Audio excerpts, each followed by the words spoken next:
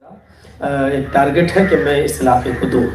اللہ رب العالمین سے دعا ہے کہ اللہ رب العالمین اس آمد کو بھی قبول فرمائے اور جمعیت و جماعت کا کام لے۔ بہت ہی مؤثر، دل کو چھو جانے والی ایک آیت کی تلاوت میں نے آپ کے سامنے کی ہے، جس سے انسان جس کو آج بھولا ہوا ہے، اور دنیا کی سب سے بڑی سچائی وہی ہے۔ دنیا کا سب سے بڑا سچ یہی ہے کہ جو بھی اس دنیا میں آیا ہے اس کو ایک دن اس دنیا سے جانا بھی ہے، اور یہ ایک ایسی حقیقت ہے کہ جس کا انکار دشمن بھی نہیں کر سکتا ہے۔ چاند، سورج، ستارے، سیارے، زمین و آسمان، ان کو دیکھ کر ہر انسان یہ کہے گا کہ جب یہ چیزیں ہیں تو ان کا بنانے والا بھی کوئی ہے۔ جب ایک چھوٹی سی سوئی اور ماچس کا کھوکھلا جب بغیر کھوکھا جب کسی بغیر بنانے والے کے نہیں بن سکتا، تو یہ کائنات بغیر بنانے والے کی کیسے وجود میں آ سکتی ہے، سب جانتے ہیں۔ لیکن اس کے باوجود دنیا میں ایک قوم ایسی ہے جس کو کمیونسٹ کہا جاتا ہے، وہ اس بات کو نہیں مانتی ہے۔ وہ کہتی ہے دنیا میں اللہ واللہ نام کی کوئی چیز نہیں ہے، نہ گاڈ، نہ بھگوان، نہ ایشور، نہ اللہ، کچھ نہیں۔ یہ دنیا شروع سے ایسے ہی چل رہی ہے اور ایسے ہی چلتی رہے گی۔ لوگ پیدا ہوتے رہیں گے، مرتے رہیں گے، پھر پیدا ہوں گے، اور یہ دنیا ایسے ہی چلے گی۔ یہ دنیا کو چلانے والا اللہ نہیں ہے۔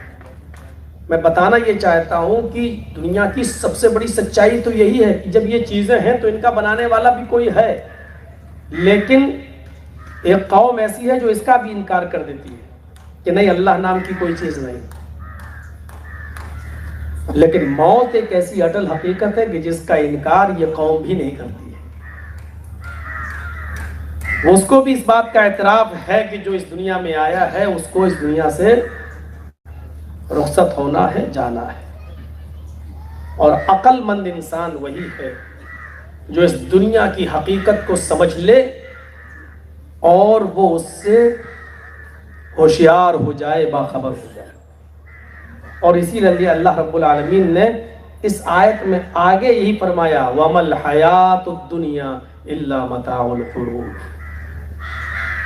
پہلے کہا کُلُّ نَفْسٍ ذَائِقَةُ الْمَوْتِ، موت کا ذائقہ ہر نفس کو چکھنا ہے۔ پھر اس کے بعد میں کہا وَإِنَّمَا تُوَفَّوْنَ أُجُورَكُمْ يَوْمَ الْقِيَامَةِ، تم نے دنیا میں جو کچھ بھی کیا ہے اچھا برا، تم اس کا اجر اللہ کے یہاں پاؤ گے۔ قیامت کے دن تم پا کر رہو گے، وہ تمہیں دیا جائے گا۔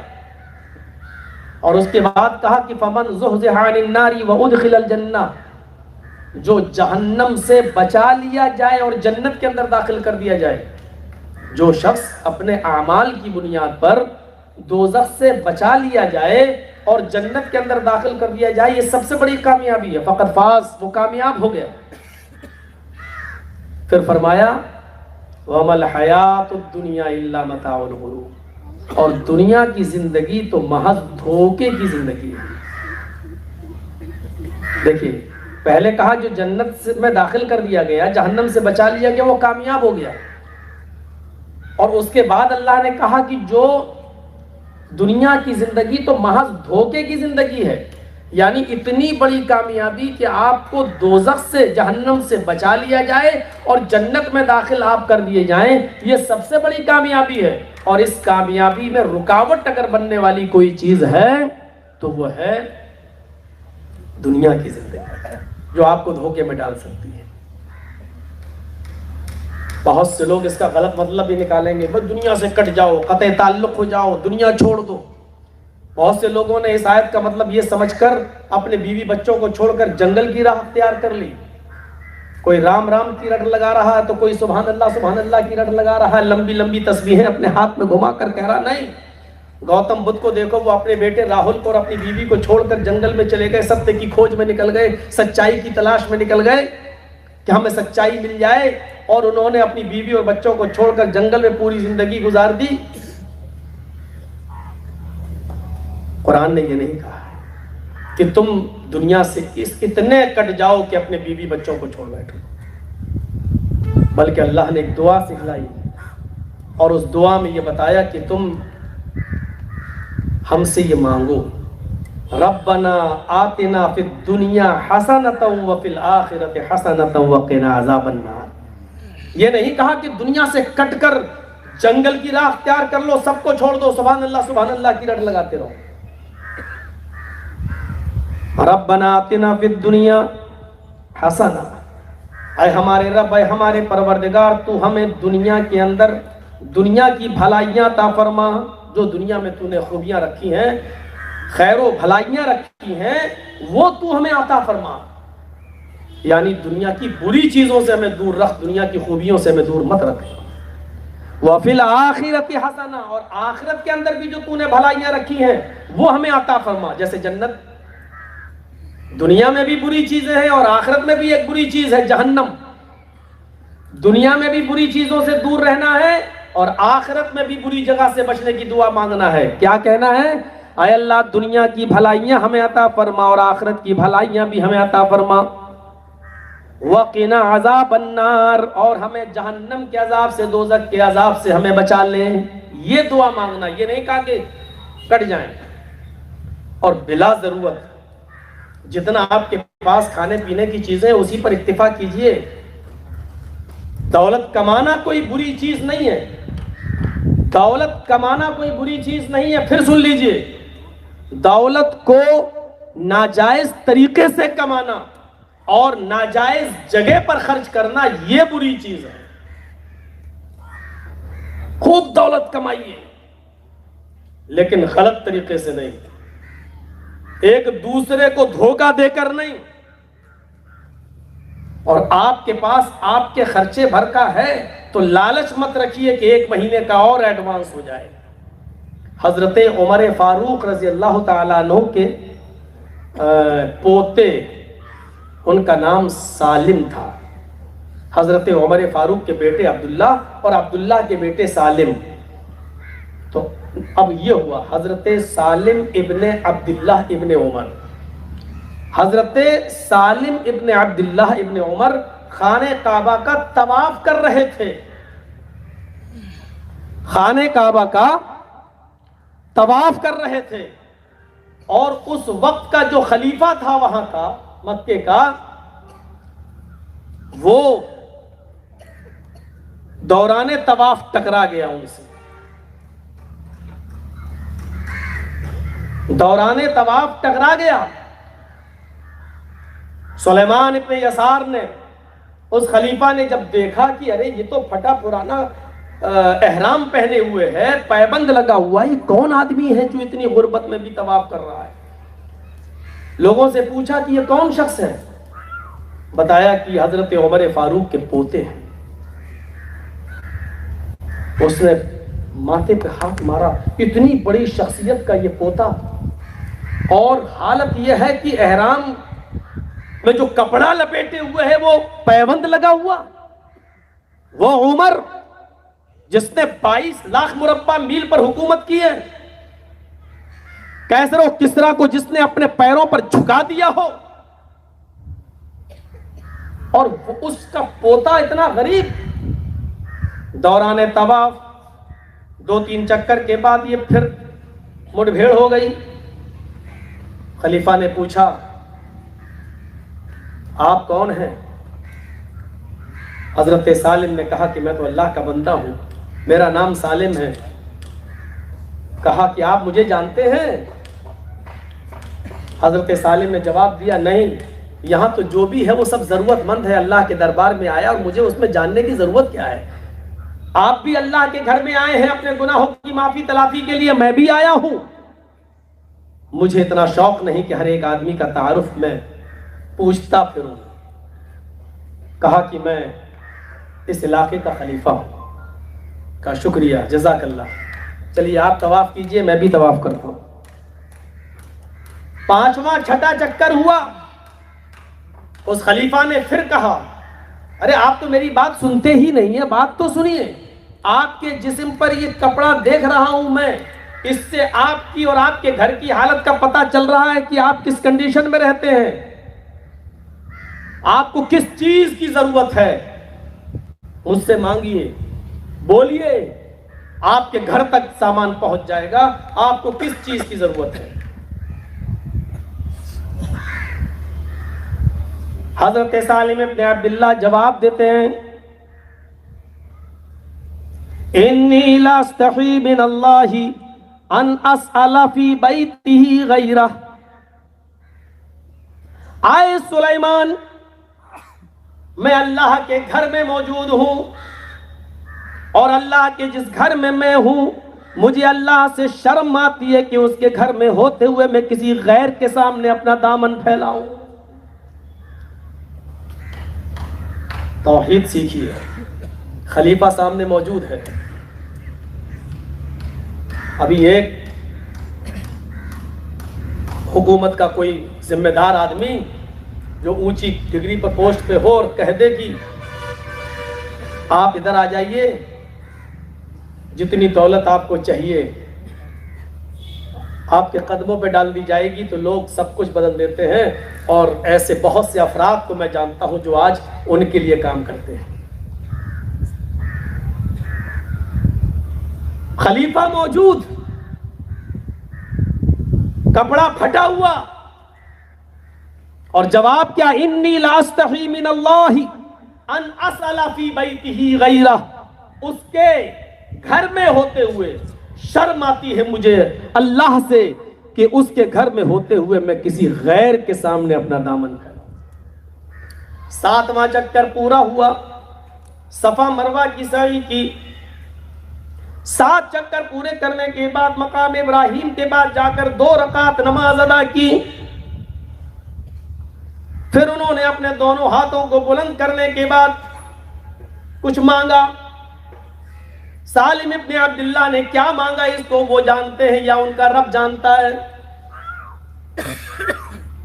صفا اور مروہ کی سعی کی، پھر اپنے سر کے بال منوائے اور باہر چلے گئے۔ بازار میں جس چوراہے سے گزر رہے تھے، وہ خلیفہ اس بازار کے اس چوراہے پر بیٹھ کر انتظار کر رہا تھا۔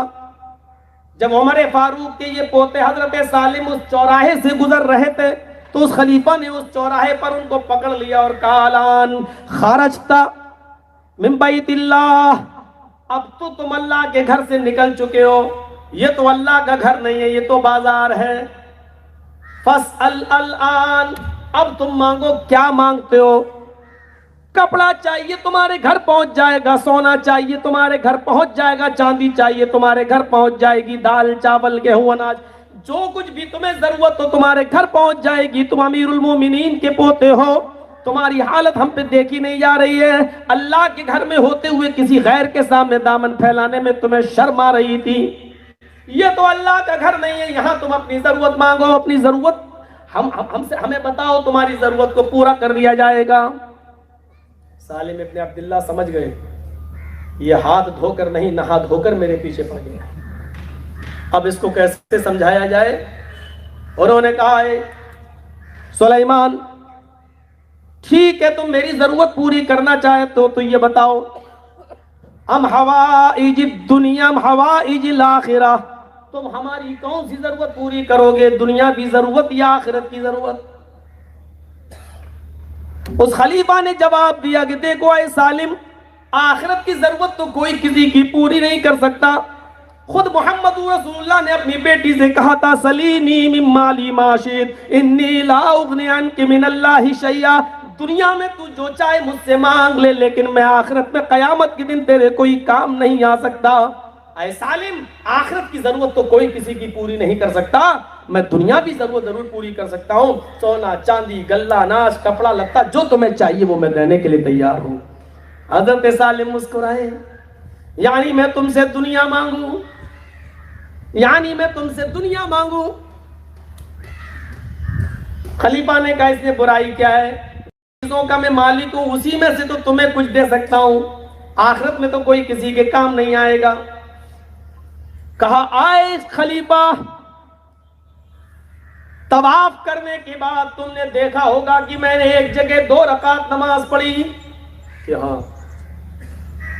پھر میں نے کیا کیا؟ خلیفہ نے کہا آپ نے اپنے دونوں ہاتھ اٹھائے اور اللہ سے دعا کی. تم نے یہ تو دیکھا ہے خلیفہ کہ میں نے اپنے دونوں ہاتھ اٹھا کر اللہ سے دعا کی، لیکن میں نے اپنے رب سے کیا مانگا یہ تمہیں معلوم ہے؟ اس خلیفہ نے کہا یہ میں کیا جانوں، تمہارے ہونٹ ہل رہے تھے، تم آہستہ آہستہ دعا کر رہے تھے، یہ تو تم جانتے ہو، تمہارا رب جانتا کہ تم نے اللہ سے کیا مانگا، میں کیا جانوں؟ کہا تم نے صحیح کہا ہے، میں یہ بتانا بھی نہیں چاہتا کہ میں نے اپنے رب سے کیا مانگا، لیکن جو چیز تم مجھ سے لیے کہہ رہے ہو، سونا مانگو، چاندی مانگو، دولت مانگو، کپڑا مانگو، یہ ساری چیزیں تم مجھ سے مانگو، یعنی دنیا کا سوال کروں میں تم سے؟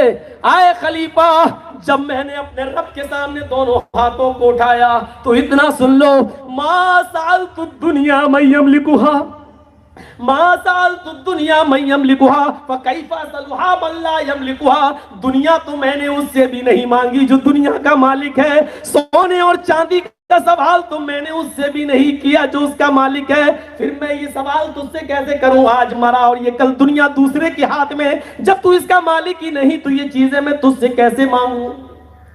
خوددار بنیے، خودداری سکھلائیے اسلام نے. خود پھٹا ہوا کپڑا پہنے، اتنا ہے کہ آج شام کا چولہا میرے گھر میں چل جائے گا، کل اللہ مالک ہے، کل اس نے مجھے پیدا کیا ہے، بھوکا جگاتا ہے لیکن سلاتا نہیں ہے، وہ ہمارا انتظام کرے گا، تو کیا انتظام کرے گا؟ کیا زبردست جملے کہے، ما سألت الدنیا من یملکها، دنیا تو میں نے اس سے بھی نہیں مانگی جو دنیا کا مالک ہے، فکیف اسألها من لا یملکها، پھر دنیا میں اس سے کیسے مانگوں جو اس کا مالک ہی نہیں، آج مرا اور یہ کل دنیا دوسرے کے ہاتھ میں. اللہ سے دنیا مانگو، لیکن دنیا میں جو اچھائیاں ہیں وہ مانگو. آج آپ نے جو دولت کمائی ہے، ایمانداری کے ساتھ بتائیے، جو 700 اور 800 روپے کا موبائل آپ کا کام کر سکتا ہے، آج 7000 روپے کا موبائل بھی آپ رکھنا گوارا نہیں کرتے. آپ کو آج اینڈرائڈ موبائل چاہیے، اور جو لوگ 20,000 کا موبائل استعمال کر رہے ہیں ان کو اب ایپل کا 1 لاکھ روپے والا فون چاہیے، آئی فون چاہیے. ضرورتیں بڑھتی جا رہی ہیں لیکن حرص اور لالچ ختم نہیں ہو رہا ہے. یہ چیز آپ کے حرص اور لالچ کو بڑھاتی چلی جائے گی، یہ چیز آپ کے حرص اور لالچ کو بڑھاتی چلی جائے گی. ترمذی ابواب الزہد کے الفاظ پڑھیے اللہ کے نبی سے، جب صحابی نے کہا کہ آپ جب چٹائی پر سوئے آپ کی پیٹھ پر نشان پڑ گئے، داغ پڑ گئے، اے اللہ کے رسول لو اتخذنا لک وطان، کیا ہم آپ کے لیے نرم گرم بستر کا انتظام نہ کر دیں؟ کیا ہم آپ کے لیے نرم گرم گدے کا انتظام نہ کر دیں؟ یہ یہود و نصارہ تو نرم گرم بستروں پر سوئیں اور ہمارا نبی چٹائی پر جس کے نشان اس کے جسم کے اوپر آ جاتے ہیں. اے اللہ کے رسول ہم آپ کے لیے نرم گرم بستر کا انتظام کر دیتے ہیں. تو اللہ کے نبی اس کا جواب یہ دیتے، ما انا فی الدنیا، ما انا فی الدنیا انا کراکب استظل تحت شجرہ، مجھے اس دنیا سے کیا مطلب، مجھے نرم گرم بستروں سے کیا مطلب، میں تو اس دنیا میں اس مسافر کی طرح ہوں جو دھوپ کی گرمی کی وجہ سے تھک گیا اور کسی سایہ دار درخت کے نیچے تھوڑی دیر آرام کیا اور سستایا اور پھر اٹھ کے چلا گیا. جیسے مجھے سایہ دار درخت کے نیچے ہمیشہ نہیں رہنا ہے، اسی طریقے سے اس دنیا میں بھی ہمیشہ نہیں رہنا ہے. یہ تو چند دنوں کی ہے، مجھے کٹ جائے گی میری زندگی. میرے لیے نرم گرم بستر کا انتظام نہ کرو، ایسے بستر کا انتظام نہ کرو جو مجھے سلا دے اور فجر میں اللہ کے ذکر سے غافل کر دے. اس طریقے سے آپ نے جواب دیا. یہ کیا ہے، یہ کیا چیز کی طرف نشاندہی کر رہی ہے یہ سارے واقعات؟ میرے بھائیوں، دنیا بری چیز نہیں ہے اگر ہم اس کا صحیح استعمال کریں. چھری کوئی غلط چیز نہیں ہے، اگر آپ اس سے لوکی کاٹیں، سبزی کاٹیں، بھنڈی کاٹیں، مٹر، اگر آپ اس سے ترئی کاٹیں، لیکن یہی چھری بری چیز ہے اگر آپ اس سے کسی کا مرڈر کریں اور کسی کا قتل کریں. یہ زبان بری چیز نہیں ہے اگر آپ اس سے سبحان اللہ اور الحمدللہ پڑھتے ہیں تو یہی زبان غلط ہو جاتی ہے جب آپ کسی کو ماں بہن کی گالی دیتے ہیں، جب کسی کو کی غیبت اور چغلی کرتے ہیں اور کسی کو ایسا جملہ کہتے ہیں کہ جس سے اس کے دل کو ٹھیس لگ جاتی ہے، پہنچ جاتی ہے. اس دنیا کی چاہت میں انسان اپنے اندر کتے کی صفت پیدا کر چکا ہے. آج ہم اپنی پریشانیوں سے پریشان نہیں ہیں، ہم اپنے پڑوسی کے سکھ سے اور اس کے آرام سے پریشان ہیں. یہ ہم سے زیادہ کیوں کما رہا ہے؟ یہ ہم سے زیادہ خوش کیوں ہے؟ یہ صورتحال ہے۔ ایک چھری دیکھی آپ نے، اس کے اوپر خون لگا ہوا تھا، کتے نے اس چھری کو چاٹا خون سمجھ کر۔ اس نے بکری کا خون تو چاٹ لیا، لیکن اس کی زبان کٹ گئی اور اس کی زبان سے نکلنے والا خون اسی چھری میں پھر لگ گیا۔ کتا سمجھتا ہے کہ ابھی اور خون باقی ہے، اس نے پھر اس چھری کو چاٹا، پھر دوسری جگہ سے زبان کٹتی ہے، پھر خون اس کو لگتا ہے، اس نے سمجھا کہ ابھی اور خون باقی ہے، اس نے پھر چاٹا، یہاں تک کہ اس نے اپنی زبان پوری کی پوری کاٹ ڈالی اور مر گیا، لیکن خون کو چاٹنا نہیں چھوڑا۔ یہی صورتحال ہماری ہو رہی ہے۔ ہم غلط طریقے سے مال کما، اتنا ملا ابھی اور باقی ہے، اب دوسرا ہم نے حربہ استعمال کیا، پھر اس میں بھی ابھی اور مل رہا ہے، پھر ہم نے اور ناجائز طریقہ استعمال کیا، یہاں تک کہ ہم نے اپنے آپ کو ہلاک کر لیا، جہنم کے گڑھے تک پہنچا دیا۔ لیکن امال کی حرص اور دولت کی حرص ہم سے نہیں چھوٹ رہی ہے، نہیں چھوٹ رہی ہے۔ وہ زمانہ تھا حضرت ابراہیم کسی مہمان کے بنا کھانا نہیں کھاتے تھے، نہیں کھاتے تھے۔ اور ایک بار ایک مجوسی ان کے دسترخوان پر آ کر بیٹھا تو کہا ابراہیم علیہ السلام نے کہ اللہ کا نام لو، اس نے کہا نہیں، بسم النار، میں تو آگ کا نام لے کے کھانا کھاؤں گا، میں آگ ہی کو اپنا رب مانتا ہوں، آگ ہمارا معبود ہے۔ ابراہیم نے کہا پھر اٹھ جاؤ میرے دسترخوان سے، میں تمہیں نہیں کھلاؤں گا، جاؤ جو تمہارا رب ہے اسی سے مانگو۔ وہ مجوسی اٹھ گیا۔ تھوڑی دیر کے بعد اللہ نے جبرائیل کو بھیجا، کہا اس بوڑھے کو، اس مجوسی کو بلا کر لاؤ اور اپنے دسترخوان پر کھانا کھلاؤ۔ حضرت ابراہیم گئے، اس بوڑھے کو بلایا، مجوسی کو کہ جاؤ کھانا کھا لو۔ اس نے کہا میں تمہارے رب کا نام نہیں لوں گا، کہ مت لینا، میں آگ کی پوجا کرتا ہوں، آگ کا نام لوں گا، کہ جس کا چاہو اس کا لے لو۔ بوڑھے نے کھانا کھانے سے پہلے دسترخوان پر بیٹھتے ہی کہا ابراہیم اچانک کیسے بدل گئے؟ حضرت ابراہیم نے کہا کہ ابھی ابھی جبرائیل آئے، اللہ نے میرے پاس فرشتہ بھیجا اور اللہ نے فرمایا جبرائیل کے ذریعے ابراہیم سے کہہ دو کہ اس بوڑھے کی عمر 90 سال ہے، اس 90 سال سے اس نے ایک دن بھی میرا نام نہیں لیا، اس نے کبھی مجھے نہیں پکارا، اس نے کبھی بھی میرا نام نہیں لیا، لیکن میں نے اس کو پھر بھی کھلایا ہے، اس کو میں نے پھر بھی پلایا ہے۔ اے ابراہیم تیرے دسترخوان کے پاس تو وہ آج پہلی بار آیا ہے اور اس نے میرا نام نہیں لیا، تم نے اس کو بھگا دیا۔ ارے وہ تو 90 سال سے میرا نام نہیں لے رہا ہے، پھر بھی میں اس کو کھلاتا پلاتا رہا۔ تمہارے رب کی رحمت کو یہ گوارا نہیں کہ کوئی بھوکا تمہارے دسترخوان سے ایسے ہی اٹھ جائے، جاؤ اور پکڑ کے لاؤ، اس لیے میں تمہیں یہاں پر لے کے آیا ہوں۔ اس بوڑھے کی آنکھیں کھل جاتی ہیں اور چیخ کر کہتا ہے میرا رشتہ بھی پہلے اس رب سے جوڑ دو۔ اے ابراہیم جو اتنا مہربان ہے، 90 سال تک جس کا میں نے نام نہیں لیا پھر بھی مجھے کھلاتا اور پلاتا رہا ہے۔ میرے بھائیوں، کھلانے اور پلانے والا تو وہ ہے، وہ اپنے نافرمانوں کو بھی کھلاتا ہے، بلکہ دنیا میں نظریں اٹھا کے دیکھ لو، جتنا بڑا جو اس کا نافرمان ہے آج وہ اتنی بڑی محلوں میں اور اتنا ہی خوشیوں میں وہ رہ رہا ہے۔ اللہ رب العالمین کی رحمت ہی تو ہے، ورنہ وہ ایک گھونٹ پانی پینے کے لائق نہیں ہے اللہ کی نعمتوں میں سے۔ لیکن جو جتنا بڑا ناشکرا ہے، جتنا بڑا نافرمان ہے آج وہ اتنی بڑی بلڈنگ میں رہ رہا ہے۔ یہ اللہ کی رحمت نہیں تو اور کیا ہے؟ میرے پیارے ساتھیوں، اللہ کے رسول نے پہلے ہی کہا تھا کہ یہ دنیا مومن کے لیے جیل خانہ ہے اور کافر کے لیے جنت ہے۔ تو یہ تصور کرنا چاہیے ہمیں اور آپ کو، اور رب کی رحمت پر اعتبار و بھروسہ بھی کرنا چاہیے۔ دنیا کو ہم غلط طریقے سے لیں گے تو بری چیز ہے۔ حضرت اس دنیا میں ابو ہریرہ جیسے لوگ بھی تھے جو 6 دن بھوکے رہتے تھے، اور حضرت عثمان غنی جیسی شخصیت بھی موجود تھی، لیکن ان کے پاس دولت کی کمی نہیں تھی عثمان غنی کے پاس، لیکن استعمال کہاں کرتے تھے؟ جب غزوہ تبوک کے موقع پر اللہ کے رسول کو ضرورت پڑی تو حضرت عثمان نے 100 اونٹ دیے، پھر کہا کہ کچھ اور ہے، کوئی اٹھے جو 100 اونٹ دے، پھر عثمان غنی اٹھے 100 اونٹ اور دیے، کہا کوئی اور ہے، پھر حضرت عثمان اٹھے 100 اونٹ دیے۔ اللہ کے نبی نے کہا عثمان تم 300 دے چکے ہو، عثمان کے علاوہ کوئی اور، عثمان کے علاوہ کوئی اور، پھر عثمان اٹھے میں 100 اور دے رہا ہوں۔ آپ نے کہا عثمان اب تم سے نہیں کہہ رہا ہوں، کوئی اور ہے جو عثمان کے علاوہ 100 اونٹ دے؟ پھر عثمان اٹھے میں 100 اور دے رہا ہوں۔ کہا تم 500 دے چکے ہو، اب تم سے نہیں، تمہارے علاوہ کوئی ہے عثمان کے علاوہ؟ پھر 6ویں بار عثمان اٹھے، 7ویں بار بھی عثمان اٹھے۔ اللہ کے رسول نے کہا یہ تو جتنی بار کہوں گا یہی اٹھیں گے، کوئی دوسرا اٹھ ہی نہیں رہا ہے۔ تو اللہ کے رسول نے فرمایا لوگوں آج عثمان نے وہ کام کیا ہے، بخاری شریف کی حدیث کے الفاظ، ابھی ابھی جبرائیل نے کہا کہ عثمان سے کہہ دو کہ ما ضر عثمان ما عمل بعد اليوم قط. آج عثمان نے اتنا بڑا نیک کام کیا ہے، اتنا بڑا نیک کام کیا ہے کہ آج کے بعد اگر عثمان ایک بھی نیکی نہ کرے پھر بھی اس کا رب اس کو جنت دے کر رہے گا، پھر بھی اس کا رب اس کو جنت میں داخل کر کے رہے گا. اگر دولت نہ ہوتی تو کون دیتا؟ دیا. جائز طریقے سے کماتے تھے اور جائز جگہ پر خرچ کرتے تھے. ان کو معلوم تھا.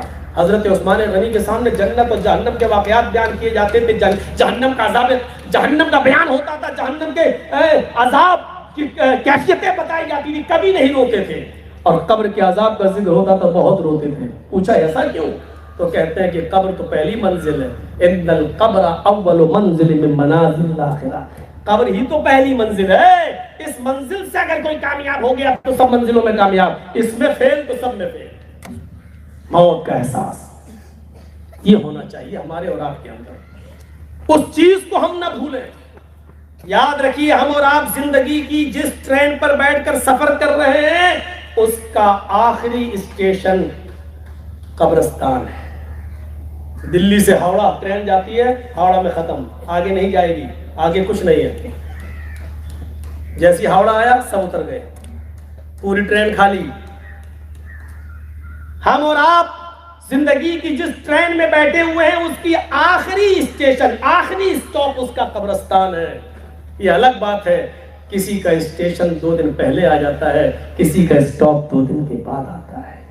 آنا سب کا ہے. یہ سب سے بڑی حقیقت ہے، یہ سب سے بڑی سچائی ہے. اس کو آپ کو ماننا پڑے گا. سکندر بادشاہ بڑا نیک بادشاہ گزرا ہے. ایک ملک کا بادشاہ سکندر بادشاہ سے جب ملنے کے لیے آیا تو اس کو پتا چلا کہ سکندر بادشاہ 6 مہینے حکومت کرتا اور 6 مہینے جنگل میں جاتا ہے. تو جب وہ ملنے آیا تو پتا چلا کہ سکندر تو جنگل میں ہے. اس نے کہا مجھے ملنا بہت ضروری ہے. کہا اس کے نائبین سے کام لے لو. کہا نہیں، مجھے اسی سے ملنا ہے، ضروری ہے. لوگ اس کو جنگل میں لے کر گئے کہ ملو. کیا دیکھتے ہیں کہ سکندر بادشاہ شام کے وقت سڑی ہوئی اور بوسیدہ ہڈیوں کو اپنے پاس لیے بیٹھا ہے اور ایسے ہی ہڈی کو اٹھاتا جا رہا ہے. انسان کی کھوپڑیاں تھیں، انسان کی بوسیدہ ہڈیاں تھیں جو کسی قبر، پھوٹی ہوئی قبر کے پاس تھی. اس قبر سے نکال کر ان پھوٹی ہوئی، ٹوٹی ہوئی بوسیدہ ہڈیوں کو اٹھاتا جاتا اور کہتا جاتا ہے اے ہڈیوں، کل تم میرے جیسی تھیں اور کل میں تمہارے جیسا ہو جاؤں گا. اے ہڈیوں، کل تم میرے جیسی تھیں اور کل میں تمہارے جیسا ہو جاؤں گا. اے ہڈیوں، کل تم میری طرح تھیں اور کل میں تمہاری طرح ہو جاؤں گا. وہ بادشاہ تو دہل گئے، یہ کیا بک رہا ہے، یہ تو پاگل ہو گیا کیا؟ ان بوسیدہ ہڈیوں کو اٹھا کر یہ کیا ہے؟ کھوپڑی. یہ کل ویسے ہی سوچا کرتی تھی جیسے آج ہم سوچتے ہیں. اس کے کاروبار کو کیسے برباد کریں، ہم اس سے آگے کیسے بڑھیں، اور جو کچھ ہمارے پاس آ گیا وہ دوسرے کے پاس نہ جائے. یہ صفت کس کی ہے؟ ایک بیل مر گیا ہے، ایک بھینسا مر گیا ہے. کتوں کو پتہ چلتا ہے، اس سڑی ہوئی لاش کے پاس آتے ہیں، کتا اس کو نوچ نوچ کے کھا رہا ہے. دوسرے کتے اس کی بدبو سونگھ کے آتے ہیں، وہ بھی اس بیل سے، اس سڑے ہوئے بھینسے سے کچھ کھانا چاہتے ہیں. لیکن یہ کتا ان کتوں کو اپنے پاس آنے نہیں دے رہا ہے، بھونک بھونک کر بھگا رہا ہے. کتنا کھا لے گا؟ 1 کلو، 2 کلو، 3 کلو، زیادہ سے زیادہ 5 کلو. لیکن یہاں تو 3 کنٹل پڑا ہوا ہے، 300 کلو پڑا ہوا ہے. لیکن کتے کی صفت یہ ہے، خراب ہوتا ہو جائے، گرتا ہے گر جائے، بہتا بہ جائے، سڑتا ہے سڑ جائے، لیکن میرے علاوہ یہ کسی دوسرے کتے کو اس کا گوشت نصیب نہ ہو. آج یہی صفت ہمارے اندر آ گئی ہے. حیرور والو، مجھے آئندہ بلانا یا نہ بلانا، لیکن یہ تلخ جملے تمہیں سننا پڑیں گے. مجھے اس بات کی بالکل پرواہ نہیں ہے، یہ تلخ جملے ہمیں اور آپ کو سننا پڑیں گے. آج یہی صفت ہمارے اندر آ گئی ہے. ہمارے بھائی کو اس سے فائدہ نہیں ہونا چاہیے، ہمیں مل جانا چاہیے. ہمیں نہ ملے، بھلے ہی یہ برباد ہو جائے، یہ چیز ختم ہو جائے، چلی جائے، لیکن ہمارے بھائی کو اس کا فائدہ نہیں ملنا چاہیے۔ یہ صفتیں آج ہمارے اندر پائی جا رہی ہیں، یہ صفت کے لیے ہم پیدا نہیں ہوئے تھے۔ اللہ کے نبی تو یہ فرماتے ہیں کہ المسلم من سلم المسلمون من لسانہ و یدہ، مسلمان تو وہ ہے کہ جس کی زبان سے اور جس کے ہاتھ سے دوسرے مسلمان کو تکلیف نہ پہنچے، اس کو مسلمان کا۔ ہم تصور کریں کہ ہم کس فضا میں رہ رہے ہیں اور موت آنی نہیں بھاگنے کا راستہ ہے۔ اپنے اوپر ڈھال کر ایک چیز پیش کرتا ہوں۔ مولوی جرجیس نے دیکھا کہ ہندوستان کے اندر موت آ رہی ہے، بچنے کا کوئی راستہ نہیں ہے، ہمیں موت سے بچنے کے لیے انڈیا کو چھوڑنا پڑے گا۔ جرجیس صاحب نے دیکھا کہ راجیو گاندھی کے گلے میں جو گلدستہ، جو پھول، جو مالا ڈالی گئی، اسی میں بم فٹ تھا۔ جرجیس نے دیکھا اندرا گاندھی کو اس کے باڈی گارڈوں نے 16 گولیوں سے اڑا دیا۔ یہاں وزیر اعظم اپنی جان نہیں بچا پا رہے ہیں، اندرا گاندھی اپنی جان نہیں بچا پائی، ہماری کیا سیفٹی ہوگی؟ جرجیس نے انڈیا چھوڑ دیا، پاکستان کی سرزمین پر چلا گیا۔ پاکستان کی زمین نے پوچھا جرجیس یہاں کیوں آئے ہو؟ اپنی زندگی بچانے کے لیے، ہمیشہ زندہ رہنے کے لیے۔ انڈیا میں نے چھوڑ دیا کیونکہ وہاں راجیو گاندھی کو موت آئی، اندرا گاندھی کو موت آئی۔ پاکستان کی زمین نے ٹھہاکا لگا کر ہنستے ہوئے جواب دیا، تم ہماری زمین پر آنے سے پہلے کم سے کم پڑھ لیتے، ضیاء الحق کا حشر دیکھ لیتے۔ اس کو اس کے دانتوں سے پہچانا گیا، اس کی باڈی کے اتنے چیتھڑے اڑ گئے کہ اس کے جسم سے بھی اس کو پہچانا نہیں جا رہا تھا۔ بے نظیر بھٹو کی کمپٹی پر اس کی پیشانی پر گولی لگتی ہے اور اس کو بھی موت کی گھاٹ اتار دیا جاتا ہے۔ ذوالفقار علی بھٹو کو تختے تار پہ لٹکا دیا جاتا ہے۔ یہاں آپ اپنی جان بچانے آئے ہو، ارے تم ہندوستان کے اندر، بھارت کے اندر پھر بھی محفوظ تھے، یہاں تو مسجدیں بھی محفوظ نہیں ہیں۔ شیعوں کی مسجدوں میں سنی اور سنی کی مسجدوں میں شیعہ بمباری کر رہے ہیں، نماز پڑھتے ہوئے لوگوں کو اڑا رہے ہیں، نماز پڑھتے ہوئے گولیاں چلا رہے ہیں۔ یہاں سے تو اچھا تم ہندوستان میں اطمینان کے ساتھ تھے، تم یہاں کیوں چلے آئے؟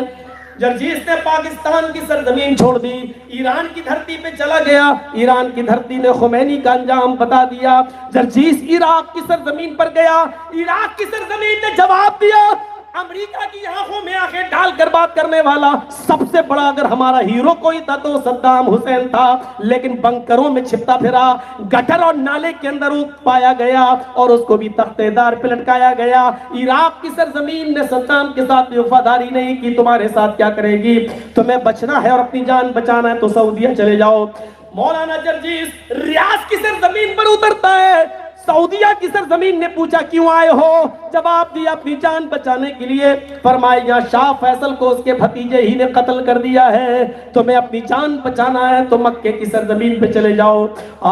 خانہ کعبہ پہ نظر پڑی، سوچا کہ یہاں اللہ کا مبارک گھر ہے، یہاں عبادت کریں گے اور ہماری زندگی محفوظ رہے گی۔ ابھی طواف ہی کیا تھا، ابھی صفا اور مروہ کی سعی ہی کی تھی، ابھی پہلی نماز ظہر کی عصر کی مجھے ملی تھی کہ میں نے ہاتھ باندھ کر نیت باندھی، ہاتھ اٹھا کر میں نے نیت باندھی اور جیسی سلام پھیرا مؤذن نے آواز لگائی الصلاۃ علی الاموات، کچھ جنازے آئے ہوئے ہیں ان کی نماز پڑھی جائے گی، نماز جنازہ غائبانہ۔ جرجیس کی ذہنیت بدل گئی، ارے سب سے زیادہ تو موتیں میں یہی دیکھ رہا ہوں، جس موت سے بچنے کے لیے آیا ظہر میں موتیں، عصر میں جنازے، مغرب میں کوئی نماز کھالی نہیں جا رہی ہے۔ ارے یہاں تو سب سے زیادہ موتیں، جنازے سامنے آ رہے ہیں، ارے جہاں سب سے زیادہ لوگ مر رہے ہو وہاں میری جان کی حفاظت کیا ہوگی؟ کسی نے کہا کہ مدینے چلے جاؤ۔ مدینے کی سرزمین پر میں گیا، مسجد نبوی میں نماز پڑھی، روضہ اقدس کو دیکھا، درود شریف پڑھا، آگے گیا نماز پڑھی۔ لوگوں نے پوچھا کیوں آئے ہو؟ جواب دیا شاید اپنی جان کی حفاظت یہاں ہو جائے، ہر جگہ میں نے موت دیکھی۔ لوگوں نے کہا اگر یہاں جان بچانا ہی ہوتا تو اس زمین کو سب سے زیادہ وفاداری اس ہستی کے ساتھ کرتی جو آج تمہارے سامنے دفن ہے، جناب محمد رسول اللہ، اور جنت البقیع کی طرف دیکھا، اشارہ کیا کہ یہاں صحابہ دفن ہے۔ کچھ لوگ ایک کتاب پڑھ رہے تھے مسجد نبوی کے اندر، لوگوں سے پوچھا یہ کیا پڑھ رہے ہیں؟ بتایا قرآن۔ یہ کون سی کتاب ہے؟ کہا اس میں زندگی گزارنے کے اصول ہیں، پیدائش سے لے کے موت تک تمام مسائل کا حل اس کے اندر موجود ہے۔ میں نے کہا جب اس کتاب کے اندر سارا حل موجود ہے تو اس زندگی کا بھی حل موجود ہوگا کہ اس کو کیسے نکھارا جائے، کیسے اس کو بچایا جائے۔ میں بھی ایک کونے میں قرآن لے کر بیٹھ گیا, پڑھنے لگا اور موت سے بچنے کا راستہ ڈھونڈنے لگا کہ موت سے بچا لیا جائے اپنے آپ کو. قرآن پڑھتے پڑھتے میری نظر بھی صاحب پر پہنچ گئی. اینما تکونوا یدرککم الموت ولو کنتم فی بروج مشیدہ. تم کہیں بھی چلے جاؤ, بڑے بڑے سمندروں میں چلے جاؤ, پہاڑوں کے اندر چھپ جاؤ, گفاؤں میں چلے جاؤ, کتنے ہی بڑے بڑے بنکروں میں چھپ جاؤ, اینما تکونوا, تم جہاں بھی رہو گے, یدرککم الموت, موت تمہیں ادھر بھی آ لے گی. موت سے بچنے کا راستہ نہیں ہے, ہاں موت کو کامیاب بنانے کا راستہ تو تمہیں اس کتاب میں ملے گا, موت سے بچنے کا راستہ تمہارے پاس نہیں ہے. اس قرآن نے بھی ہمیں جواب دے دیا کہ موت سے بچنے کا کوئی راستہ نہیں. یہ ہے موت. کہاں بچ کے جاؤ گے, کس طرف بچ کے جاؤ گے؟ میں جہاں تھا ادھر بھی موتیں میں نے دیکھی. اب تو آپ کورٹ کے آرڈر پر ہے, کورٹ کے آرڈر سے اندر آئے, کورٹ کے آرڈر سے ہی باہر جاؤ گے, مر جاؤ گے, لیکن جب تک کورٹ کا آرڈر نہیں ہوگا باہر نہیں جاؤ گے. میں نے ادھر بھی موتیں دیکھی. گھر والے لاش لے لیتے ہیں تو ٹھیک, نہیں تو وہیں جلا دیا جاتا ہے, وہیں دفن کرنے کا بھی انتظام, سب کچھ. بتانا یہ چاہتا ہوں کہ موت آنی ہی ہے, لیکن کامیاب انسان وہ ہے کہ موت کے وقت اس کو خوشی ہو.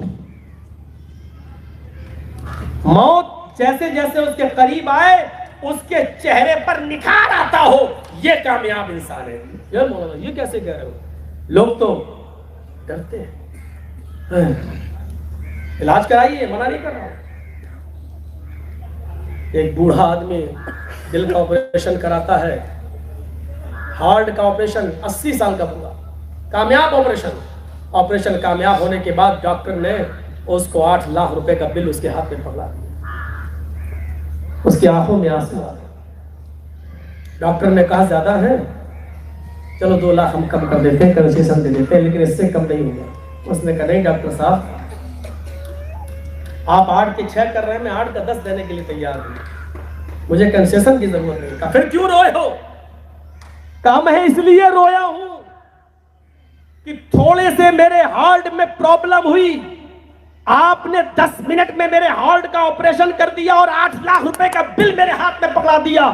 میں اس رب کا کیسے شکریہ ادا کروں جس نے 80 سال تک میرے ہارٹ کو, میرے دل کو سنبھالے رکھا, اور آج تک میں اس کا شکریہ ادا نہیں کر سکا, آج تک میں اس کا شکر گزار بندہ نہیں بن سکا. میں اپنے رب کا شکر گزار بندہ کیسے بنوں؟ عبرت کے لیے اتنا کافی. سوچیے آپ, تھوڑا سا آپریشن کیا, 8 لاکھ کا بل, اور 80 سال تک جو تمہارے دل کی دھڑکنوں کو سنبھالے رہا, لمیٹڈ جتنی ہونی چاہیے اتنے رکھا رہا.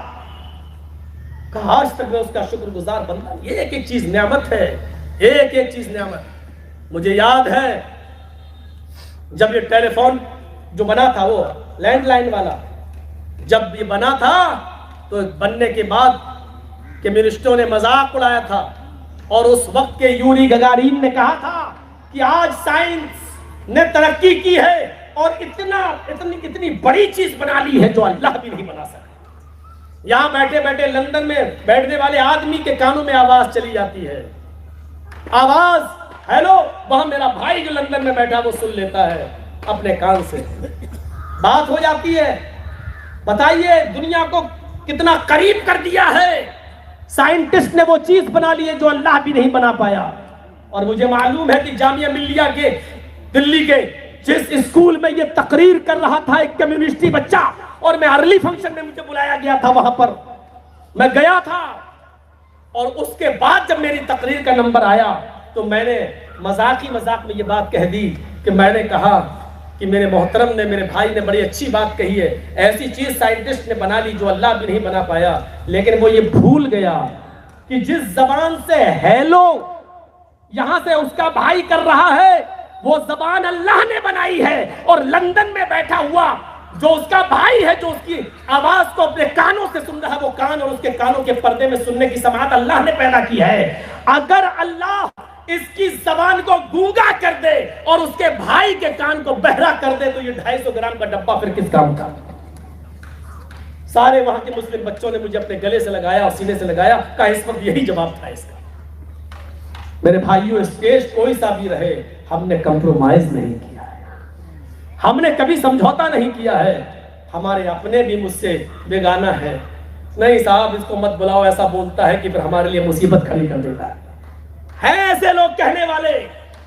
لیکن میں کیا کروں، میں نے کل بھی کہا تھا کہ سمیہ اور بلال کے واقعات سننا تو چاہتے ہیں لوگ، لیکن سمیہ اور بلال کی طرح تکلیفیں اٹھانے کے لیے تیار نہیں ہے لوگ۔ یہ پرمپرا ہے، یہ چلی آ رہی ہے۔ میرے بھائیوں، اگر حق بات اور کسی کو گالی نہیں دی جائے، سنجیدگی کے لہجے میں اگر کہی جائے تو اس میں کوئی بری بات نہیں ہے، لیکن لوگ اس سے بھی ڈرتے ہیں، لوگ اس سے بھی ڈرتے ہیں کہ نہیں صاحب یہ تو چلے جائیں گے، مصیبتیں ہمیں اٹھانا پڑیں گی۔ میرے بھائیوں، جس کے اندر مصیبتیں اٹھانے کا جذبہ نہیں، سمجھ لو کہ وہ جمعیت و جماعت کے لیے کوئی قربانی دینے کے لیے تیار نہیں، اس کو کرنا اٹھانا پڑے گا۔ موت کے وقت خوشی آنی چاہیے چہرے پر۔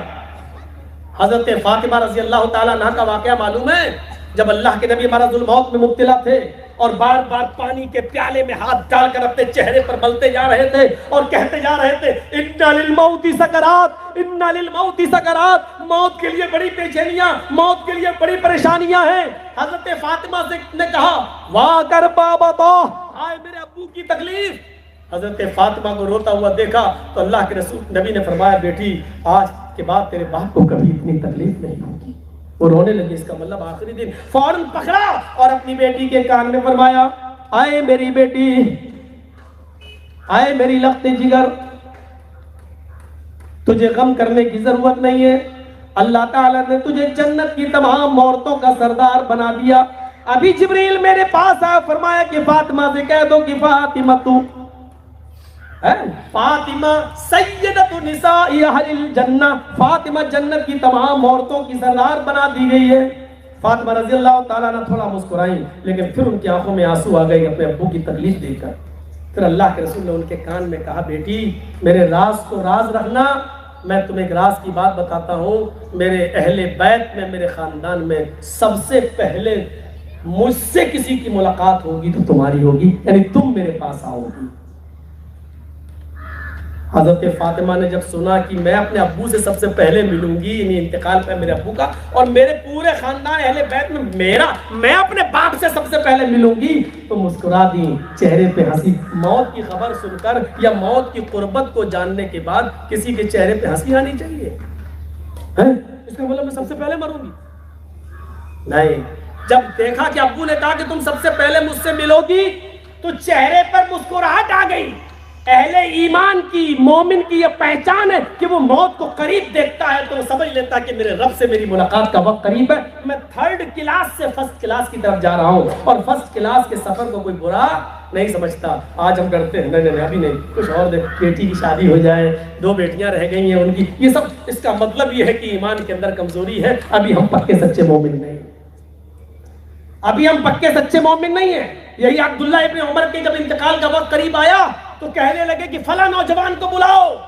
لوگوں نے کہا وہ تو کافی دور رہتا ہے، کہ کسی بھی طریقے سے کوئی جائے اور اس کو بلا کر لائے۔ ایک آدمی کو بھیجا گیا، جاؤ اس کو بلا کر لاؤ۔ ان کی طبیعت خراب ہونے لگی عبداللہ ابن عمر کی۔ لوگوں نے کہا کہ آپ کی طبیعت کچھ زیادہ ہی خراب ہے، اگر وہ نوجوان آپ کی زندگی میں نہیں آ سکا اور آپ کا انتقال ہو گیا تو بتائیے میں کیا کروں؟ تو حضرت عبداللہ ابن عمر نے کہا میں وصیت کر کے جا رہا ہوں، اگر وہ نوجوان میری زندگی میں آ گیا تب تو ٹھیک ہے، اور اگر نہیں آیا تو میری بیٹی کا نکاح اس نوجوان کے ساتھ کر دینا، اس لیے کہ میں نے اس نوجوان سے وعدہ کیا تھا کہ جب میری بیٹی بالغ ہو جائے گی تو میں اپنی بیٹی کا نکاح تمہارے ساتھ کر دوں گا۔ مجھے وہ وعدہ یاد آ رہا، میری بیٹی بالغ ہو چکی ہے، اگر میں یہ وعدہ پورا نہیں کر سکا تو 1/3 منافق ہو کر مروں گا۔ 1/3 منافق، اللہ کے نبی نے فرمایا وعدہ خلافی کرنے والا منافق ہے، لہٰذا میں وعدہ خلافی کے جرم میں منافق ہو کر مروں گا، لہٰذا میری زندگی میں آئے گا تو میں خود اپنی بیٹی کا نکاح اس کے ساتھ کر دوں گا، اور اگر میری زندگی میں نہیں آ سکا تو میں اجازت دے کے جا رہا ہوں کہ میرے انتقال کے بعد اگر وہ آئے تو آئے لوگوں، میری بیٹی کا نکاح اس نوجوان کے ساتھ کر دینا، اس وعدے کو پورا کر دینا تاکہ مجھے اللہ کے حساب و کتاب نہ دینا پڑے۔ سوچو موت کے وقت یہ خیال آتا ہے اور وہ اپنے وعدے کو پورا کرنا چاہ رہے ہیں، اور موت کے وقت ان کا ایمان کتنا مضبوط ہے۔ مومن وہ ہوتا ہے کہ موت کے وقت اس کو خوشی ہو، موت کو قریب دیکھے تو یہ سوچے کہ مجھ سے میرے رب کی ملاقات کا وقت آ رہا ہے۔ ایک بار اللہ کے نبی کافی بیمار تھے اور مرض الموت میں تھے، تو بیویوں کو بڑا احساس ہوا، آپ کی ساری بیویاں قریب میں بیٹھی تھیں، تو حضرت عائشہ نے ایسے ہی سوال کر لیا۔ سوچئے، بخاری شریف کی حدیث ہے، اللہ کے رسول آپ کی بیویوں میں، مان لیجیے آپ کا انتقال ہو گیا، انتقال تو ہونا ہی ہے، ایک دن سبھی کو جانا ہے، اگر آپ کا انتقال ہو گیا تو آپ کی بیویوں میں سے سب سے پہلے کون آپ سے ملے گا؟ یعنی کس کا انتقال پہلے ہوگا؟ اب یہ تو غیب کا معاملہ ہے۔ اللہ کے رسول تو اس وقت تک کوئی بات بولتے نہیں جب تک کہ جبرائیل نہ بتا دیں، اللہ کی طرف سے وحی نہ آ جائے، ما ینطق عن الہوی۔ تو اللہ کے نبی نے کہا کہ میں کیا کسی کا نام لوں گا، تو جس کا نام لوں گا وہ تو خوش ہوگی، لیکن بقیہ سب، جس کی زیادہ بیویاں ہوں اس بیچارے کو کیسے رہنا پڑتا ہے یہ تو وہی جانتا ہے بیچارہ۔ میں ایک بار پڑوسی ملک میں گیا، میری دعوت کر دی عمر شریف نے، اب تو مر گیا بیچارہ، وہ چلا گیا، بڑا جوکر تھا وہ، جیسے آج ہمارے یہاں کپل شرما، ایسی وہ بابا جوکر تھا۔ تو میں اس کی یہاں دعوت میں گیا، اس نے کہا کہ مولانا ہمارے یہاں دعوت تینوں ٹائم کی لینا ہوتی ہے، صبح بھی، دوپہر میں بھی، شام میں بھی۔ میں نے کہا کیوں؟ کہا کہ مولانا ہماری 3 بیویاں ہیں۔ میں نے کہا ماشاء اللہ، اللہ برکت دے، ایک اور آپ کو عطا فرمائے۔ بولا نا نا نا یہ دعا مت دو۔ ہم نے کہا ٹھیک ہے بھائی نہیں دوں گا۔ تو بولا اگر ہم نے ایک وقت کا کھانا کھلا دیا تو 2 ناراض ہو جائیں گے۔ تو ہم نے کہا چلو مولوی لوگ تو یہ چاہتے ہی ہیں، اچھا ہے۔ بولا صبح ناشتہ اوپر والی میں سب سے اوپر، دوپہر میں آپ کو بیچ والے میں، اور شام کو نیچے والے، یعنی 3 بیویاں اوپر ایسے رہتی ہیں، بیچ میں اور اوپر اور نیچے۔ تو ہم نے کہا ٹھیک ہے چلو، صبح کا ناشتہ ٹھیک رہا، دوپہر کا بھی ٹھیک رہا۔ شام کو عشاء کی اذان ہو گئی، تو کہنے لگا کھانا، ہم نے کہا نہیں پہلے نماز پڑھ لیتا ہوں، بغل میں ہی مسجد تھی، تو چلا گیا۔ تو ہم نے کہا آئیے آپ، کہنے لگا آپ پڑھ کے آئیے، میں باہر انتظار کرتا ہوں۔ ہم نے کہا آپ نہیں پڑھیں گے؟ کہنے لگا میں کہہ رہا ہوں نا آپ پڑھ کے آئیے، میں باہر بیٹھا ہوں، تھوڑا سا میں سمجھا کروں۔ میں نے کہا چلیے سب کے سامنے کیا، میرا کہنے کا تھا کہہ دیا۔ اب نماز پڑھ کے جب میں باہر نکلا تو وہ کھانا نہ کھلا لیا۔ میں نے کہا یار یہ غلط بات ہے، اتنا قریب پڑوس میں مسجد ہوتے ہوئے آپ نماز نہیں پڑھتے۔ بولا مولانا میں تو ویسے ہی جنت میں جاؤں گا، نماز پڑھنے کی ضرورت کیا ہے؟ مذاقی تو تھا ہی وہ۔ میں نے کہا چپ رہو، اتنا کانفیڈینس، اتنے یقین کے ساتھ کہہ رہا ہوں کہ میں جنت میں جاؤں گا۔ بولا میں یقیناً جنت میں جاؤں گا، اللہ مجھے جہنم دے ہی نہیں سکتا۔ میں نے کہا ارے بھائی تم تو اتنا اعتماد کے ساتھ کہہ رہے ہو، حضرت عمر فاروق بھی ڈرتے تھے سب۔ میں نے اس کو واقعہ سنا، بولا کہ نہیں بھائی مولانا اللہ کی قسم میں جنت میں جاؤں گا۔ میں نے کہا اتنا یقین کی وجہ؟ بولا اس کی وجہ یہ ہے کہ جہنم میں نے دنیا ہی میں دیکھ لی ہے۔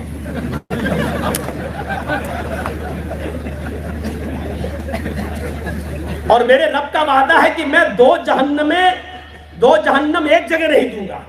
اگر دنیا میں کوئی جہنم دے چکا ہوں کسی کو تو آخرت میں جنت دوں گا، اور اگر دنیا میں عیش و آرام سے رہا تو آخرت میں جہنم دوں گا۔ میں نے کہا کہنا کیا چاہتے ہو؟ کہا کہنا یہی چاہتا ہوں کہ میری 3 بیویاں میں نے جہنم دنیا ہی میں دیکھ لی ہے، اب اللہ مجھے جنت دے کر رہے گا ہر حال میں۔ میں نے کہا مذاق اڑا رہے ہیں؟ شریعت کی اجازت کو آپ اس طریقے سے بول رہے ہو؟ کہتا مولانا صاحب آپ کھانا کھائیے، کل دوسری جگہ دعوت ہے وہاں جا کے تقریر کریے، ہم کو نہیں، ہم جنت میں جائیں گے۔ وہ ایسے لوگ نہیں سمجھتے، چاہے کتنا سمجھائیے۔ بولا آپ کی کتنی بیوی ہیں؟ میں نے کہا 1۔ کہا کہ آپ اپنی خیر بنائیے۔ میں نے کہا یہ کیا بات رہی؟ بولا دیکھو 1 بیوی والا جنت کی طرف جا رہا ہوگا، ایسے سینہ تان کر، جنت کے دروازے پر فرشتہ کھڑا ہوگا، اے کہاں جا رہا ہے؟ جنت میں۔ دنیا میں کتنی بیوی تھی؟ کہا 1۔ بڑے عیش و آرام کر کے آئے، کھاؤ پہلے جہنم میں عذاب دیتے ہیں، تم لوگوں کو بھگا دیا جائے گا۔ ہم نے کہا اور تمہارا حال؟ بولا ہمارے گھٹنے میں درد، کمر میں درد، یہ وہ، جھکتے جھکاتے جاؤں گا، فرشتہ دروازے پہ کھڑا ہوگا جنت کے، پوچھے گا اے کہاں جا رہے ہو؟ تو جنت میں۔ دنیا میں کتنی بیوی تھی؟ کہا 3۔ ارے ارے ارے تم تو دنیا ہی میں جہنم بھگت کے جاؤ جنت الفردوس کے اندر جاؤ۔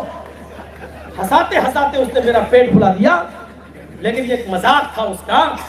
میں یہ کہنا چاہتا ہوں کہ جوکر تھا وہ۔ تو بات تھوڑا سا ادھر گھوم گئی میری۔ تو موت کے وقت انسان خوش ہے۔ تو اللہ کے رسول کی بیویاں بیٹھی تو اللہ کے نبی نے کہا اب کیسے کہوں کہ سب سے پہلے کون مجھ سے ملے گی؟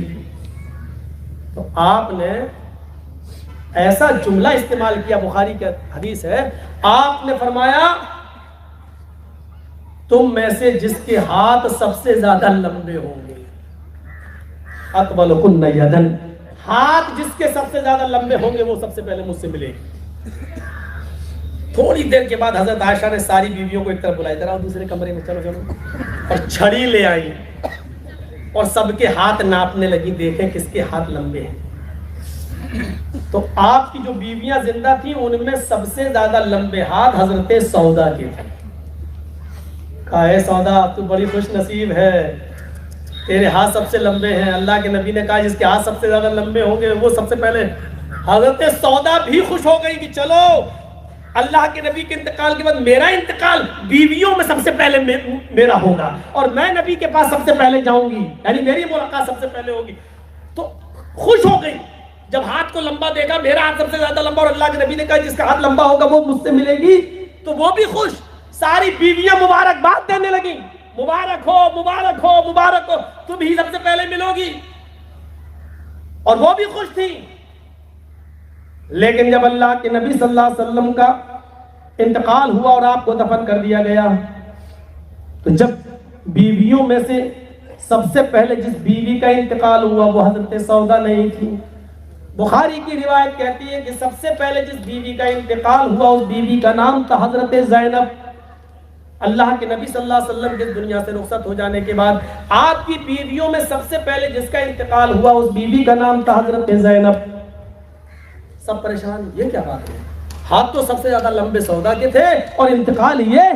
تب پتا چلا اللہ کے نبی صلی اللہ علیہ وسلم نے یہ فرمایا کہ جس کے ہاتھ سب سے زیادہ لمبے ہوں گے، وہ ہاتھ اور پیر کی لمبائی مراد نہیں تھی بلکہ صدقہ اور خیرات مراد تھا، کہ جو سب سے زیادہ اللہ کی راہ میں صدقہ دینے والی، خیرات کرنے والی ہوگی، جس کے پاس جو مال آئے گا رکھے گی نہیں بلکہ اللہ کی راہ میں دے دے گی، جس کے ہاتھ سب سے زیادہ لمبے ہوں گے۔ یعنی غریب اور مسکینوں پہ لٹانے والی، غریبوں میں لٹانے والی، فقیروں میں لٹانے والی، مجبوروں کے کام آنے والی، یہ ہاتھ لمبے ہونے کا مطلب یہ تب سمجھ میں آیا کہ بیویوں کو کہ اللہ کے رسول کے کہنے کا مقصد کیا تھا۔ اور صدقہ و خیرات کرنے کے اعتبار سے حضرت زینب سب سے زیادہ سخی تھی، اپنے پاس کوئی چیز نہیں چھوڑتی تھی، جو آیا کھایا اور جو بچا اسی رات میں دوسروں کو دے دیا، دوسروں کو دے دیا۔ میرے پیارے ساتھیوں، یہ ہوتا ہے۔ تو حضرت سودا کا مسکرانا اس بات کی دلیل تھی کہ اپنے موت کو قریب دیکھ کر مسکرا رہے، رونا پیٹنا شروع ہو جاتا ہے اپنی اولاد سے۔ ارے کم وقتوں سب کچھ تمہارے لیے کیا، ارے اپولو میں لے کے چلو، ایمس میں لے کے چلو، آل انڈیا لے کے چلو، کیا چاہتے ہو تمہارا باپ مر جائے؟ اس کا مطلب آج ہمارے ایمان کی کمزوری ہے ہمارے اندر۔ یہ کون سا جذبہ تھا؟ یہاں حضرت بلال نے اقامت کہی، اللہ اکبر اللہ اکبر، نبی اکرم صلی اللہ علیہ وسلم مصلی پر کھڑے ہو گئے نماز پڑھانے کے لیے، اقامت ہو چکی، صفیں درست ہو گئی، اللہ اکبر کہنے والے، نماز پڑھانے والے اچانک گھر کے اندر جاتے ہیں اور تھوڑی دیر کے بعد گھر سے نکلتے ہیں، پھر دوسری جگہ جاتے ہیں اور تھوڑی دیر کے بعد مسجد میں آتے ہیں، اور مسجد میں آنے کے بعد نماز پڑھاتے ہیں، اور نماز پڑھانے کے بعد صحابہ کرام کے سوال کا شکار بن جاتے ہیں، اے اللہ کے رسول اقامت ہو چکی تھی، جماعت صفیں لگ چکی تھی، آپ اللہ اکبر کہہ کر نماز کی تکبیر تحریمہ کہنے والے تھے، اچانک گھر میں گھس گئے، پھر گھر سے باہر نکلے کہیں چلے گئے، پھر آئے، وجہ فرمایا کہ جب تم اقامت کہہ رہے تھے اور میں نے قبلے کی طرف جب چہرہ کیا تو میرے ذہن میں خیال آیا کہ میرے تکیے کے نیچے 7 دینار رہ گئے ہیں، 7 دینار ہیں، مجھے اچھا نہیں لگا کہ یہ 7 دینار میرے گھر میں رہ جائے، نماز کی حالت میں یا نماز کے بعد میرا انتقال ہو جائے تو کل میرا رب مجھ سے پوچھے گا کہ گھر میں کیا چھوڑ کے آئے ہو، اور میں کہہ دوں کہ 7 دینار۔ مجھے اپنے رب کو 7 دینار کہتے ہوئے جواب دیتے ہوئے شرم آ رہی تھی، اس لیے میں نے وہ 7 دینار پہلے صدقہ کر دیا، خیرات کر دیا، غریبوں تک مستحقین تک پہنچا دیا، اس کے بعد میں آیا اور میں نے نماز پڑھائی، میں نے یہ نیک کام پہلے کر دیا، اس کے بعد میں ہم یہاں آئے۔ یہ کون سا جذبہ تھا؟ یہ موت کا کون سا خوف تھا کہ اگر موت آ گئی تو میں اپنے رب کو کیا جواب دوں گا، کیا جواب دوں گا؟ ایک ہم ہے مولانا جرجیت صاحب آئے، قسم قسم کے نعمتیں آپ نے ہمارے سامنے رکھ دی، کاجو رکھ دیے، بادام رکھ دیے، اخروٹ رکھ دیے، مسلسل کئی قسم کی نعمتیں آپ نے، مہمان نوازی کا بہت بہت شکریہ۔ اللہ تعالیٰ آپ کو مہمان نوازی کی مزید توفیق عطا فرمائے۔ یہاں اللہ کے رسول صلی اللہ علیہ وسلم موجود ہیں، ابو بکر موجود ہیں، عمر موجود ہیں، اللہ کے نبی صلی اللہ علیہ وسلم موجود ہیں۔ ابو الحیثم انصاری کے گھر پر آپ پہنچ جاتے ہیں، انہوں نے ایک بکری ذبح کر دی اور گوشت بن کر جب سامنے آیا، ادھر روٹی رکھی ہے، ادھر بھنا ہوا گوشت رکھا ہے، نبی اکرم کی آنکھوں میں آنسو آ گئے۔ ان نعمتوں کو دیکھ کر آپ کی آنکھوں میں آنسو آ گئے۔ اللہ، یہ جذبہ آج علماء کے اندر سے کہاں چلا گیا؟ ہم جیسے مولویوں کے اندر سے یہ جذبہ آج کہاں چلا گیا؟ ان نعمتوں کو جب اللہ کے نبی نے دیکھا، سخت بھوک یہ نہیں نکلا، الحمدللہ یہ نہیں نکل رہا ہے کہ اللہ تعالیٰ تمہیں اور مہمان نوازی کرنے کا شوق، اللہ تعالیٰ تمہیں توفیق دے۔ آپ نے ان تمام چیزوں کو دیکھا اور دیکھنے کے بعد فرمایا لَتُسْأَلُنَّ عَنْ هَذَا النَّعِيمِ يَوْمَ الْقِيَامَةِ، اے ابو الحیثم یہ تمام نعمتیں جو تم نے میرے سامنے رکھ دی ہیں، قیامت کے دن ان نعمتوں کے بارے میں اللہ سے سوال کیا جائے گا۔ اللہ تم سے پوچھے گا ان نعمتوں کو تم نے کھایا ہے اور کھلایا، تم نے اللہ کا شکر ادا کیا یا نہیں کیا؟ میرے بھائیوں، وہ نعمتیں جب آتی تھی تو نبی کی آنکھوں میں آنسو آ جاتے تھے۔ میں بہار اور جھارکھنڈ کے ایسے علاقوں سے نکلا ہوا ہوں تقریروں کے دور میں کہ میں ایسے مولویوں کو بھی جانتا ہوں کہ جب تک ان کو اگر ایک اور دو کلو مچھلی کھانے کو نہ دی جائے تو اگلے سال کی ڈیٹ نہیں لیتے ہیں جلسے۔ نام لینا ضروری نہیں ہے اور نام لینا بھی نہیں چاہتا، کیونکہ کسی کی برائی مقصد نہیں ہے، بتانا یہ چاہتا ہوں کہ یہ لوگ دین کی کیا تبلیغ کریں گے اور کیا دعوت پیش کریں گے۔ اتنا اتنا پانی کے اندر، اتنا اتنا ندیوں میں گھس کر ہم لوگوں کو جانا پڑتا ہے تبلیغ کے لیے، ایسے ایسے علاقوں میں جاتا ہوں۔ پوچھئے میرے بھائیو، یہ عالمگیر جس علاقے کا رہنے والا ہے، پورا پھوس اور جھونپڑی کے مکان اور لائٹ نہیں تھی، اور بیچارے جو مجھے سونے کے لیے جو کمرہ دیتے تھے اس میں گھاس جو سوکھ کر پوال بن جاتی ہے اس کو بچھا دیتے تھے اور اس کے اوپر ایک چادر ڈال دی اور اسی چادر کو لپیٹ کر تکیہ بنا دیا گیا اور وہیں پر ایک ڈبی جلا دی گئی، پڑھنا ہو تو پڑھ لیجئے گا اسی میں۔ لائٹ نہیں ہے اور سوتے وقت وہ ڈبی بھی اس لیے بجھانا پڑتی تھی کہیں ہوا سے کہیں گر نہ جائے اور آگ نہ پکڑ لے اور پورا کا پورا پھوس کا مکان کہیں جل کر راکھ نہ ہو جائے۔ ان علاقوں میں جا کر دیکھو تب تبلیغ کا مزہ آتا ہے، ان علاقوں میں جا کر دیکھو تب اچھا لگتا ہے کہ اسلام کیسے پھیلا ہے اور ضرورت کہاں ہے۔ کسی جگہ ایئرپورٹ پہ آنا اترنا اور وہاں سے آنے کے بعد تقریر کر کے پھر فلائٹ پکڑ کے پھر چلا جانا، یہ تو بہت آسان ہے، بہت آسان ہو چکی ہے آج کل کی دعوت و تبلیغ۔ لیکن میرے بھائیوں، میں اس زمانے سے پروگرام کر رہا ہوں جب پھوس کے مکان تھے اور اتنا اتنا پانی میں گھس کر جانا پڑتا تھا تبلیغ کے لیے۔ ان علاقوں سے نکلا ہوا ہوں۔ اب تو زمانہ ترقی کر رہا ہے۔ حضرت خنسا کے دو زمانے، ایک زمانے جاہلیت، ایک اسلام لانے کے بعد کا زمانہ۔ سن 8 ہجری میں حضرت خنسا اسلام لائیں۔ 8 ہجری سے پہلے کا ان کا زمانہ دیکھیے، اتنی بڑی مرثیہ پڑھنے والی عورت کہ اس کا لقب پڑ گیا تھا عرس العرب، عرب کے اندر سب سے بڑی شاعرہ، عرب کی سب سے بڑی مرثیہ پڑھنے والی عورت۔ اس کا ایک بھائی معاویہ اور ایک بھائی صخر، دونوں ایک ایک کر کے قتل کر دیے گئے، ایک ایک کر کے قتل کر دیے گئے۔ پہلے معاویہ قتل کیا گیا، پھر خنسا کا دوسرا بھائی اپنے بھائی معاویہ کا بدلہ لینا چاہتا تھا۔ لوگوں کو پتہ چلا، کچھ سالوں کے بعد صخر بھی مارا گیا، اس کو بھی قتل کر دیا گیا۔ صخر کے قتل ہو جانے کے بعد خنسا کا یہ حال تھا کہ وہ اپنے بھائی کی جدائی برداشت نہیں کر پائی اور روزانہ وہ یہ اشعار گنگناتی تھی اپنے بھائی کی یاد میں، یذکرنی طلوع الشمس صخرا اذکرہ لکل غروب شمس۔ وہ ہمیشہ یہی پڑھتی رہتی تھی کہ اے سورج تو کیوں نکلتا ہے، یذکرنی طلوع الشمس صخرا، اے سورج تو کیوں طلوع ہوتا ہے، اے سورج تو کیوں نکلتا ہے، اے سورج تو کیوں چمکتا ہے، جب تو نکلتا ہے تو مجھے میرے بھائی کی یاد آ جاتی ہے۔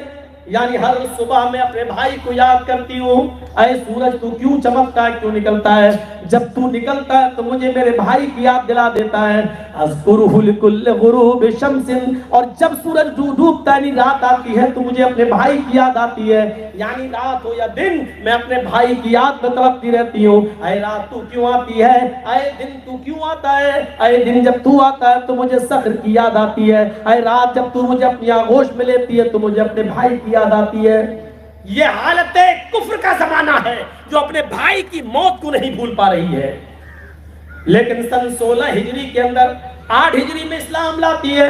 جب 16 ہجری آئی تو جنگ قادسیہ ہوئی، اور حضرت عمر فاروق کا لاؤ لشکر جب کافروں سے لڑنے کے لیے گیا تو حضرت خنسا کے 4 بیٹے تھے، 4 بیٹے۔ حضرت خنسا نے اپنے ان 4 بیٹوں کو میدان جنگ میں بھیجا، اور جب جنگ میں بھیجا تو یہ کہہ کر بھیجا، اے میرے بیٹو، تم اس جنگ میں شریک ہونے کے لیے جا رہے ہو، جانے سے پہلے اپنے ماں کے بارے میں ایک جملہ سنتے جاؤ۔ اللہ کی قسم، جس طریقے سے تمہارا باپ ایک ہے، جس طریقے سے تمہاری ماں ایک ہے، اسی طریقے سے تمہارا باپ بھی ایک ہے۔ اللہ کی قسم، تمہاری ماں نے تمہارے باپ کی امانت میں کوئی خیانت نہیں کی ہے، تم سب ایک ہی باپ کے بیٹے ہو، تم سب میری اولاد ہو۔ اے میرے بیٹو، میدان جنگ میں تیر تمہاری پیٹھ پر لگا ہوا نہ دیکھوں، پیٹھ پر نہیں، تیر کھانا ہی ہے تو سینے کے اوپر تیر کھانا۔ اے میرے لگتے جگر، اے میرے بیٹو، اسلام کا جھنڈا جھکنا نہیں چاہیے، عمر فاروق کو تم سے کوئی شکایت نہیں ہونی چاہیے۔ میں میدان جنگ میں تمہاری شہادت کی خبر سننا چاہتی ہوں، تم میری نظر میں غازی بن کر آؤ گی زیادہ بہتر نہیں ہے، شہید ہو کر میں تمہارا نام سننا چاہتی ہوں کہ میرے بیٹے میدان جنگ میں شہید ہو گئے۔ اے میرے بیٹو، میں نے اپنی امانت داری بتلا دی کہ تم سب اپنے ایک ہی باپ کے بیٹے ہو، تم سب ایک ہی ماں کے بیٹے ہو، اب میدان جنگ میں جاؤ، آج یہاں نہیں تو کل قیامت کے دن جنت کے اندر ہماری تم سے ملاقات ہوگی۔ یہ 4 بیٹے جنگ قادسیہ میں جاتے ہیں، یہ 4 بیٹے ایک ایک کر کے لڑتا ہے، اور ایک ایک کر کے 4 بیٹے شہید کر دیے جاتے ہیں۔ یہی 4 بیٹے اس کے سرمایہ پہ 4 بیٹے میدان جنگ میں قتل کر دیے جاتے ہیں۔ خبر آتی ہے حضرت خنسا کے پاس، اے خنسا، تیرے 4 بیٹے قتل کر دیے گئے، 4 بیٹے تیرے شہید کر دیے گئے۔ یہی خنسا جو ایمان سے پہلے اس کی حالت کیا تھی، ذرا غور کرو، حالت کفر میں اس کی حالت کیا تھی۔ تھوڑی دیر کے لیے پانی بند کر دو، جو بھی بانٹ رہے ہو رہنے دو، تھوڑا رک جائیے، یہ بھی سب تھوڑی دیر کے لیے آپ یہاں غور کرو۔ حالت کفر سے میں اس کی حالت کیا تھی، جو اپنے بھائی کی موت برداشت نہیں کر پائی اور چیختی رہتی تھی، باولی تھی، دیوانہ تھی، پاگل سی ہو گئی تھی، وہ کہہ رہی تھی یذکرونی طلوع الشمس سقرا، سورج تو کیوں نکلتا ہے تو مجھے میرے بھائی کی یاد دلاتا ہے، اے رات تو کیوں آتی ہے، جب آتی ہے تو مجھے میرے بھائی کی یاد دلاتی ہے۔ لیکن ایمان لانے کے بعد جب اس کے 4 بیٹے میدان جنگ میں قتل کر دیے گئے، اور جب اس کے کان میں خبر پہنچی کہ تیرے 4 بیٹے شہید ہو گئے، تو جانتے ہو اس نے 2 رکعت نفل نماز پڑھی شکرانے کی، اور کھڑی ہو کر آسمان کی طرف نظر اٹھا کے کہا الحمدللہ الذی شرفنی بقتلہم، تمام تعریفیں اس اللہ کے لیے جس نے مجھے میرے بیٹوں کی شہادت سے مشرف کیا ہے، باعزت کیا ہے، مکرم بنایا ہے، مجھے عزت سے نوازا ہے۔ جو اپنے بھائی کی موت برداشت نہیں کر پاتی تھی، وہ اپنے بیٹوں کی شہادت پر اللہ کا شکر ادا کر رہی ہے۔ الحمدللہ الذی شرفنی بقتلہم، تمام تعریفیں اس اللہ کے لیے ہیں جس نے مجھے میرے بیٹوں کے قتل، مجھے میرے بیٹوں کی شہادت سے مشرف کیا ہے، باعزت کیا ہے۔ یہ مومن کی نشانی ہوتی ہے، مومن موت سے نہیں، مومن تو یہ دیکھتا ہے کہ وہ 3rd کلاس کی زندگی سے 1st کلاس کی زندگی کی طرف جا رہا ہے، اور ہمارے بیٹے بھی 3rd کلاس سے 1st کلاس کی طرف گئے ہیں۔ میرے بھائیوں، یہ ہے موت تو سبھی کو آنی ہے، کسی کو بستر پہ ایڑیاں رگڑ کر موت آ جاتی ہے، اور کسی کو شہادت کی موت آتی ہے، کسی کو دعوت و تبلیغ میں موت آتی ہے، کسی کو کسی میں آتی ہے۔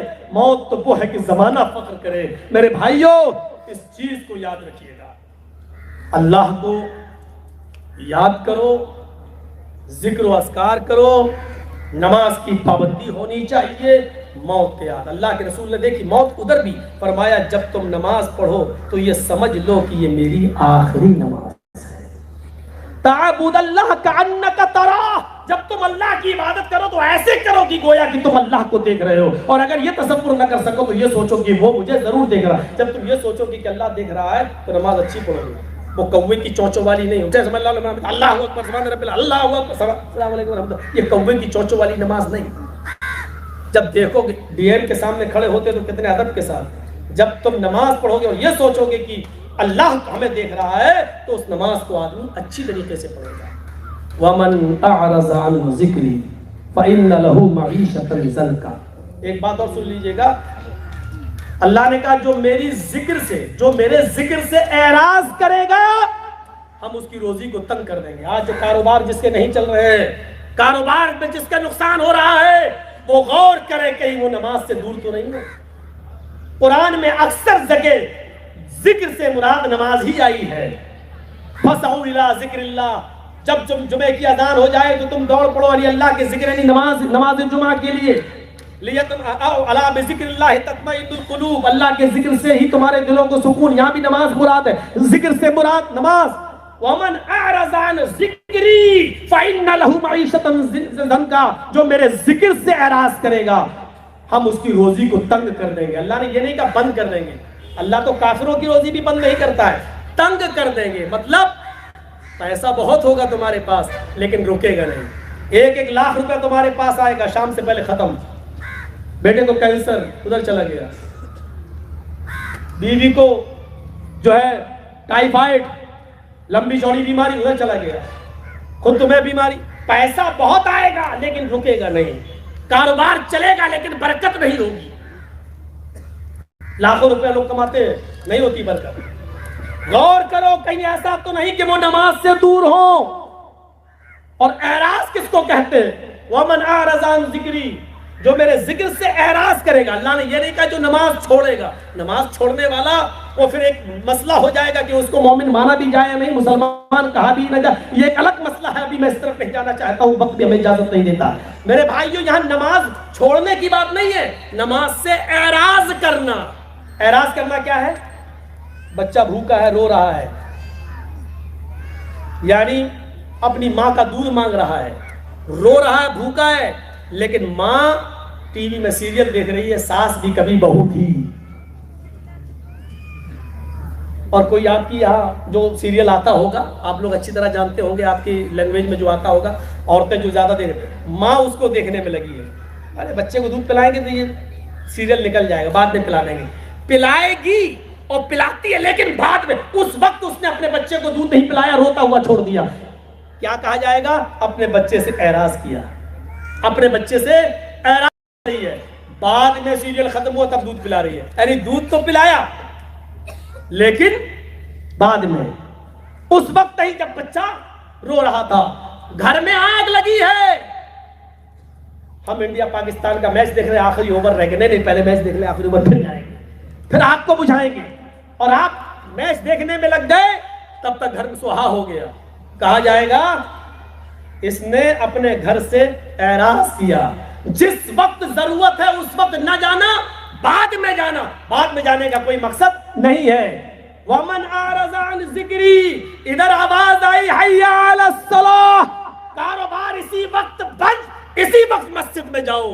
اب ظہر کی نماز 2 بجے پڑھ رہے ہو تو کہا جائے گا نماز سے اعراض کیا. جس وقت پڑھنا تھی اس وقت نہیں پڑھی. پڑھی تو ہے لیکن بعد میں پڑھی, اب اس کا کوئی مقصد نہیں رہ گیا ہے. میرے بھائیوں, ماں نے بھی بچے کو دودھ پلایا لیکن بعد میں بچے کو ضرورت تھی اسی وقت پینے کی, لیکن نہیں, ٹی وی کا سیریل دیکھ رہی ہے. یعنی اس کو ٹی وی کی سیریل کی اہمیت زیادہ ہے, بچے کی اہمیت زیادہ نہیں ہے.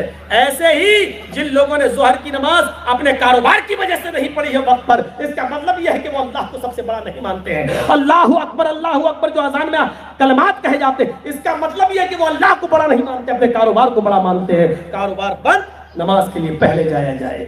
یہ بھی نہیں, بیٹا تم بیٹھو میں بھی آ رہا ہوں نماز پڑھ کے. اب اپنے تو پڑھائے, بیٹے کو چھوڑ دیا. بیٹے کو بھی لے کے جانا تھا, بیٹے کو بھی. دکان ہی اس وقت بند ہونی چاہیے تھی.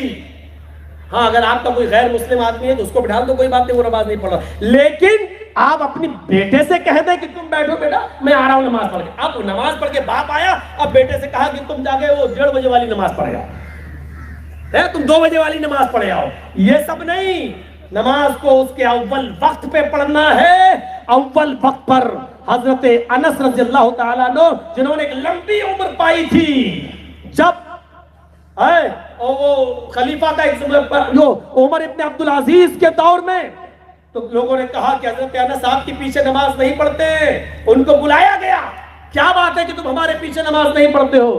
حضرت انس نے جواب دیا, امیر المومنین میری آنکھیں جناب محمد رسول اللہ کے نماز کے اوقات کو پہچانتی ہیں.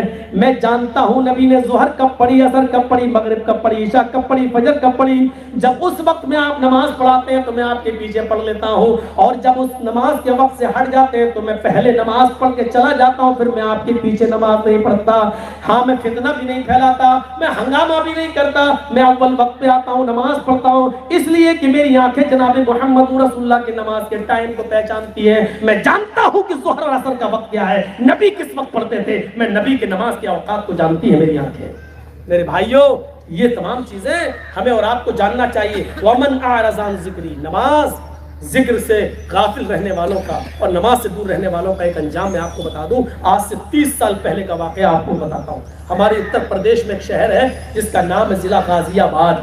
غازی آباد سے دہلی کی طرف جو سڑک جاتی ہے روڈ, اس میں بیچ میں ایک گاؤں پڑتا ہے. اب تو وہ قصبہ بہت اچھا بن گیا ہے. اس جگہ کا نام ہے لونی. لونی مسلمانوں کی بہت بڑی آبادی وہاں رہتی ہے. اس لونی میں ایک امیر باپ کے 2 سگے بیٹے, بگڑے ہوئے امیر باپ کی بگڑی ہوئی اولاد, 2 سگے بیٹے, ان کی شادی ہونا تھی کل. انہوں نے سوچا کہ آج کی رات کیسے گزاری جائے, کل صحرا بندے گا, بارات جائے گی. تو ان دونوں لڑکوں نے اپنی گاڑی سے دہلی گئے اور دہلی سے کچھ طوائفیں لے کر آئے, اور وہ اپنے گھر میں ان کا ڈانس کروایا, ناچ کروایا, اور شراب کے نشے میں دھت. پوری رات ناچ گانا چلا. ان لڑکوں نے اپنے اوباش اور عیاش دوستوں کو دعوت دے رکھی تھی. پوری رات ناچ گانا چلتا ہے, شراب نوشی چلتی ہے. صبح فجر کی اذان کی آواز مسجد کا مؤذن دینے لگتا ہے. آواز کی اذان کی آواز ان طوائفوں کے کانوں میں بھی گئی. ادب و احترام کا تقاضا ان طوائفوں کے اندر بھی تھا. انہوں نے جیسی اذان کی آواز سنی, اپنی پائلوں کی چھنکار روک دی, اوڑھنی لی اور اپنے سر کے اوپر ڈال لی. احتراماً کہ پوری رات تو ناچ گانے میں چلی گئی, لیکن اذان کے احترام میں انہوں نے اپنے سر پہ دوپٹہ ڈال لیا اور ناچ گانا بند. ان دونوں لڑکوں نے کہا کہ تم نے ناچ گانا کیوں بند کر دیا؟ کہا بھائی یہ اذان کی آواز آ رہی ہے, اذان ہو جانے دیجیے. مجھے معلوم ہے کہ صبح 7 بجے تک آپ کا ہمارا جو ہے کانٹریکٹ ہے, اس لیے مجھے 7 بجے تک ہی کرنا ہے ناچ گانا, لیکن اذان ہو جانے دیجیے. ان دونوں لڑکوں کی زبان سے جملہ نکلا, اذان تو دن بھر میں 5 مرتبہ ہوتی ہے, تم تو روزانہ نہیں آتی ہو, چلو تم اپنا کام کرو, مؤذن اپنا کام کر رہا ہے, تمہیں اذان سے کیا سروکار؟ ان طوائفوں نے کہا کہ دیکھو اذان کے وقت ہم لوگ اپنا دھندا بھی بند کر دیتے ہیں, ہم ناچ گانا نہیں کرتے ہیں, ہم بھی مسلمان ہیں ذاتی طور پر. انہوں نے کہا اگر تم نے ناچ گانا نہیں شروع کیا تو تمہیں پیسے نہیں ملیں گے. انہوں نے سوچا پوری رات کی محنت میری برباد ہوگی, چلو اسی کو گناہ پڑے گا. وہ اپنے پیسوں میں ان دونوں لڑکوں کی بات مان کر انہوں نے ناچ گانا شروع کر دیا. 7 بجے تک ناچ گانا چلتا ہے. اب ان طوائفوں نے کہا لے کر تم آئے ہو تو چھوڑنے بھی تم جاؤ گے. سردیوں کی سخت راتیں تھیں. 7 بجے کے بعد ناشتہ آشتہ کرا کر یہ دونوں لڑکے ان کو چھوڑنے کے لیے دہلی جا رہے ہیں. شام کو 4 بجے بارات جانی ہے ان دونوں لڑکوں کی ایک ہی گاؤں میں. یہ دونوں لڑکے ان طوائفوں کو چھوڑنے جا رہے ہیں. طوائفوں کی گاڑی آگے چل رہی ہے, ان دونوں نوجوانوں کی گاڑی پیچھے پیچھے چل رہی ہے. کوہرا پڑ رہا ہے, سردیوں کی رات ہے, شبنم گر رہی ہے. سامنے سے ٹرک کا ڈرائیور ٹرک چلاتا ہوا آ رہا ہے, تیز رفتار گاڑی ہے اور ان کی بھی تیز رفتار. شراب کے نشے میں ان کا بھی ڈرائیور ہے.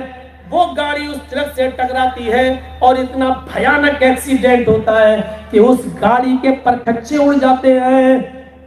باڈیوں کو جب نکالا گیا تو پہچان میں نہیں آ رہی تھی کہ چھوٹے بھائی کی باڈی کون سی ہے اور بڑے بھائی کی باڈی کون سی ہے. شکلیں مسخ ہو چکی تھی.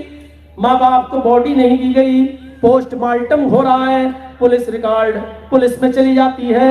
جانچ ہوتی ہے. بہرحال ظہر کے بعد ان کی باڈیاں ان کے حوالے کی جاتی ہیں. غسل دیا جاتا ہے, کفنایا جاتا ہے اور عصر کے بعد ہی جلدی سے ان کو دفنانے کی تیاری ہو رہی ہے. غور کرو میرے پیارے ساتھیوں, اللہ کے ذکر سے غافل ہونے کا انجام دیکھو. اللہ کے ذکر سے اذان و نماز کا مذاق اڑانے کا انجام دیکھو. یہی عصر کا وقت ہے. ابھی ان دونوں نوجوان لڑکوں کے سروں پر صحرا بندنا تھا. عصر کے بعد صحرا بندنا تھا. آج ان کے سروں پر صحرا نہیں بند رہا ہے. ابھی لڑکیوں کے ماں باپ کی طرف سے, سسرال کی طرف سے ملے ہوئے کپڑے ان کو عصر کے بعد پہننا تھے, لیکن وہ اپنے سسرال کی طرف سے ملے ہوئے کپڑے نہیں پہن رہے ہیں. ان کو کفن پہنایا جا رہا ہے. ابھی نہا دھونے کی بات سسرال کے کپڑے پہننا تھے, ابھی ان کو غسل دینے کے بعد کفن پہنایا جا رہا ہے. ابھی لڑکی کے گاؤں جانا تھا بارات لے کر, سسرال کی طرف ان کو بارات میں جانا تھا. اب ان دونوں لوگوں کو قبرستان جانا پڑ رہا ہے. جن لوگوں کو بارات میں شامل ہو کر نئے نئے کپڑے پہن کر ان کا باراتی بن کر ان کی سسرال تک جانا تھا, وہی لوگ آج اس کو مٹی دینے کے لیے ان کے ساتھ قبرستان کی طرف جا رہے ہیں. جس مولوی کو ابھی عصر کے بعد الحمدللہ نحمدہ و نستعینہ پڑھ کر خطبہ نکاح پڑھانا تھا, اسی مولوی کو اللہم اغفر لحینا و میتنا و شاہدنا و غائبنا پڑھنا پڑ رہا ہے. حیثیتیں دیکھ لو. ابھی سوٹ پہننا تھا, کفن پہننا پڑ رہا ہے. ابھی بارات لے کے جانا تھا, اب قبرستان کی طرف, اب ان کو ان کی مٹی جا رہی ہے اور قبرستان کی طرف جانا پڑ رہا ہے. ابھی اس کو خطبہ نکاح پڑھنا تھا, دعائے جنازہ پڑھی جا رہی ہے.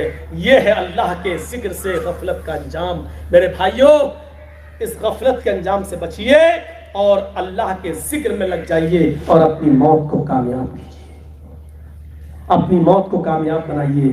فکر آخرت اور موت کے موضوع پر یہ میں نے چند منٹ آپ کے سامنے خطاب کیا ہے. میرے پیارے ساتھیوں, اس کو آپ عبرت کے ناخن لیجیے اور سنیے اور اس پر عمل کرنے کی کوشش کیجیے.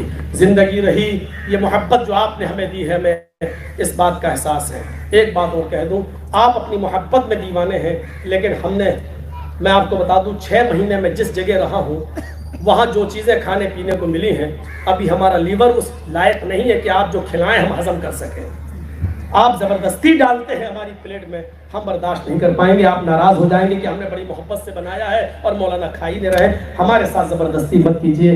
میرے بھائیوں, ہم ایسی جگہ رہیں, ہم نہیں چاہتے کہ اتنے موٹے ہو جائیں. آپ نے دیکھا میں کتنا اپنے آپ کو مینٹین کرتا ہوں.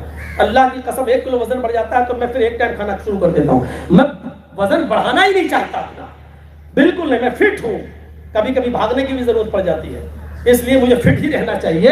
تو میں چاہتا ہوں کہ میں فٹ رہوں, اور دوسری بات میں یہ چاہتا ہوں کہ زبردستی نہیں. آپ کی محبت ہے, آپ کھلاتے پلاتے ہیں, ٹھیک ہے, اللہ تعالیٰ علماء کی عزت کرنے کی توفیق عطا فرمائے. میں آپ کے جذبات کی قدر کر رہا ہوں, لیکن 6 مہینے آپ جانتے ہیں کہ جس پوزیشن میں ہم رہے ہیں اور جو چیزیں ہمیں کھانے پینے کو ملی ہیں, اس کے بعد ابھی ہم اس لائق نہیں ہوئے ہیں کہ ابھی ہم آپ جو چیزیں بھی کھلائیں ہم فوراً ہمارا لیور اس کو ایکسیپٹ کر لیں. ہم نہیں چاہتے کہ بیمار ہو کر میں یہاں سے جاؤں. آپ کی محبتیں رہیں گی, پھر آؤں گا انشاءاللہ. مولانا عبید الرحمان صاحب ہمارے ہی علاقے کے ہیں, یو پی کے ہیں, اور ہمارے ایک طریقے سے سرپرست ہیں. ان کی نصیحتیں, ابھی ہمیں ان کی نصیحتوں کی ضرورت ہے. آپ بھی علماء کی عزت کیجیے. آج لوگ عبدالحمید رحمانی کو یاد کر رہے ہیں, آج لوگ مولانا عبدالرؤف جھنڈا نگری کو یاد کر رہے ہیں, آج نقوی کو یاد کر رہے ہیں. ان لوگوں نے جمعیت و جماعت کے لیے جو کام کیا, انتقال کے بعد یاد آتی ہے. آج دیکھ لیجیے آسام کا کیا حال ہے, کتنے مدرسے بند کر دیے گئے, اڑیسہ میں کتنے مدرسے بند کرنے کی تیاری چل رہی ہے. آج دیکھ لیجیے, اب علماء اگر ختم ہو گئے تو آپ کی عزت کرنے والا کوئی نہیں رہے گا, اس دین کو آپ تک پہنچانے والا کوئی نہیں رہے گا. اپنے گاؤں میں اپنے علماء کی عزت کیجیے, اپنے علاقے کے علماء کی عزت کیجیے, ان سے سیکھیے. انسان ہے, ہم سے بھی خطائیں ہو سکتی ہیں, اس لیے نظر انداز کیجئے.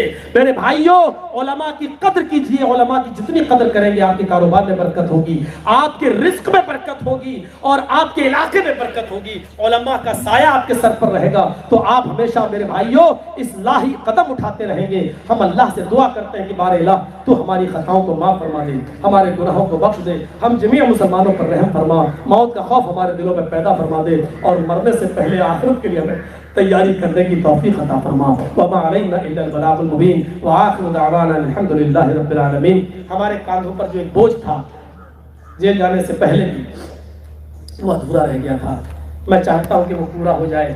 پہلے